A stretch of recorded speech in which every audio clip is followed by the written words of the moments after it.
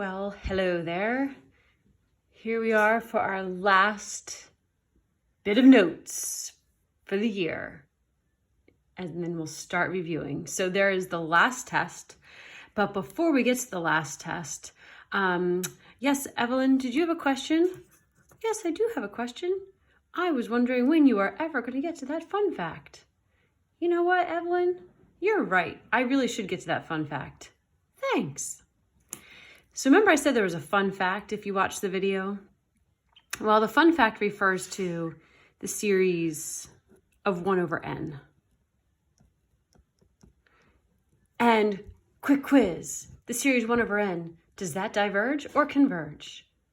Too late, it diverges. Come on, dummies.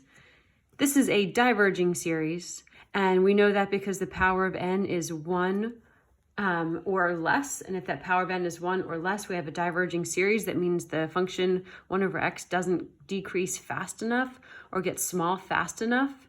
But this is actually special, and this is called the harmonic series. If we were together, I probably would have introduced what the name of this was earlier, but I didn't. So this is called the harmonic series. It's pretty famous. It is the most famous divergent series in math, right? Hello, Prince Harry. It grows so slowly, but it still diverges. So basically, it's like the slowest growing, its sum or its series is the slowest growing thing. So it's basically like the smallest function that is still divergent. It's the smallest graph that still has an area too big to quantify. So 1 over n is obviously 1 plus 1/2 plus 1/3 plus 1/4. And it grows so slowly. This is the fun fact. Although it still diverges, it takes 178,482,301 terms. So here's 1 term, 2 terms, 3 terms, 4 terms. So if I take this out to the 178,482,301st term and I add them all up, the sum would be just a little bit bigger than 20. So think about how crazy that is, that if you add up all the terms to infinity, we get infinity. But if we add up the first 178,482,301 terms, we still only get a sum just over 20. So how many terms must it take to get to 100, to get to 200, to get to 300, to get to 1,000 as a sum? It would take so many terms to get there, but yet still the series is divergent.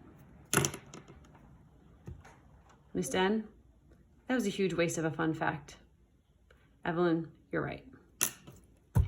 Anyway, back to the lesson. So the thing I want to convey today actually is the difference between the harmonic series and what we call the alternating harmonic series. So we have something called the alternating series test.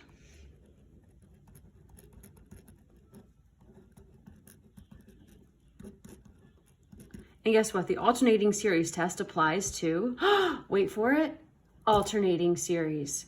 So if you see a series that has a -1 to the n, I right away know this is going to alternate. This is what I was calling the alternator before when we were writing series out. But if I have the alternating series of 1 over n, but it alternates, well, that's a different series than up here. This one's called harmonic when it's just the series of 1 over n. This one's called, oh my gosh, the alternating harmonic series.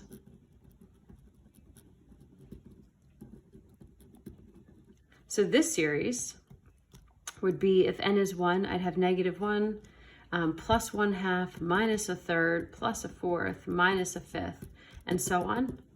Well, all of a sudden, when I make the signs alternate, positive, negative, this converges.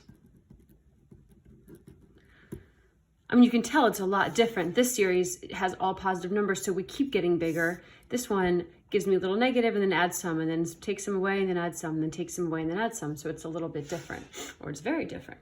So this is called the alternating harmonic series, and it converges. The biggest thing that you need to know is that this series converges. So if ever you get something that looks like that, the series will converge. Well, the test itself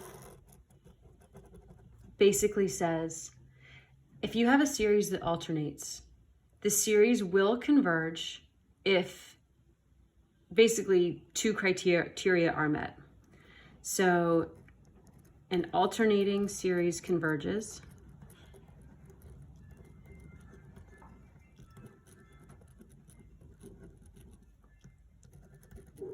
when, number one, the terms of the series decrease,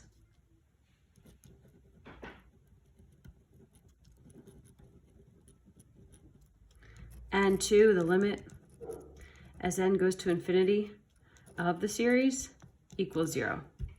Which is kind of a stupid thing to say anyway, because the only way a series can converge in the first place, according to the nth term test, is for the limit to be 0. So if the limit's not 0, the series isn't going to converge anyway. But basically the big thing is the terms have to get smaller and smaller. As long as the terms get smaller and smaller and the series alternates, the series will converge. That's almost all you need to know. So the big difference that you'll see a lot is this: harmonic series versus alternating harmonic. Harmonic diverges. It is basically the smallest diverging series that we know of. But once I make it alternate, it converges. Mind blown. So the way you might see this, I'm hoping we don't have to go too in depth. Let's see.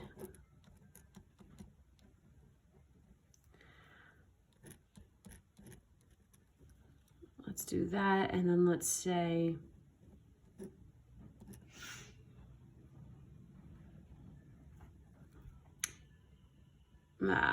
three. Sorry. No, this is n to the p. Okay, so you might have something like this. And you might be asked, for what values of p does this converge?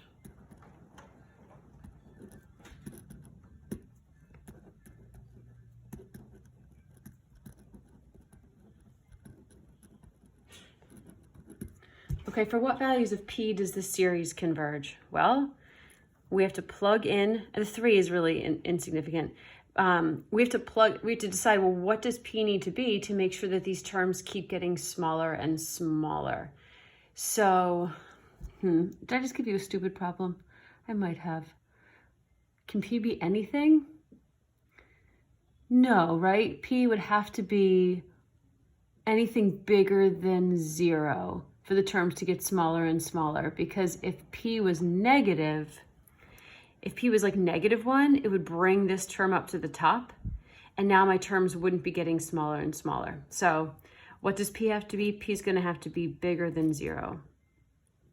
P can be a fraction, that's fine, because this is alternating. So because I have an alternating series, I just need to make sure my terms will get smaller and smaller. But to make sure that that happens, p has to be positive, because once p is negative, it'll pop this up to the top, and then I won't have that denominator anymore. That'll be up on top. So that's the kind of question you might see. There's one other kind of question you might see, but now that the AP test has gotten a little easier in terms of series, I don't think that we'll have to do it. So when we do our review, if I see that this other type come up, I'll throw it out there, but otherwise, that is all that we will do. So I hope you had a good day. Bye, Evelyn. Thanks for your interest, and see you on the other side.